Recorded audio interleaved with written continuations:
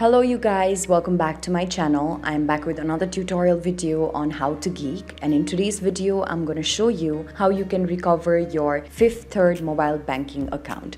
So if you'd earlier created a mobile banking account with Fifth Third Bank but now somehow have forgotten the password to it or forgotten the user ID and are wondering how you can retrieve your data and information back because you want things to be easier for you and you want all of your finances to be at the tip of your fingers, this is what you can do in order to recover your account.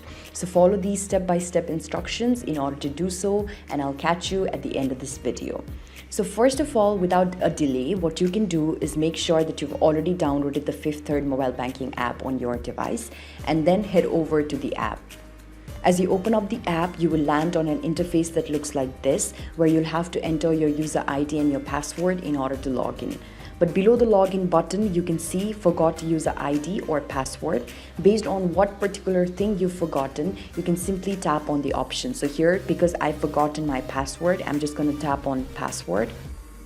And now what I'll have to do is that they'll need a little more information in order to locate my profile. So I'll have to enter my user ID over here, and then also my social security number, and then my account or card number. And after doing that, I can simply tap on the next button on the upper right hand side.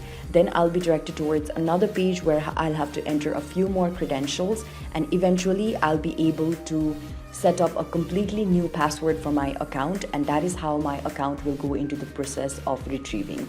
So this is basically how you can recover your Fifth Third mobile banking account. I hope that this video has somehow aided you in the process of beginning your process.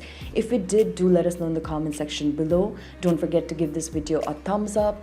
Do share and subscribe to How to Geek, and also don't forget to hit the bell notification so that you do not miss out on any of our future tutorial videos.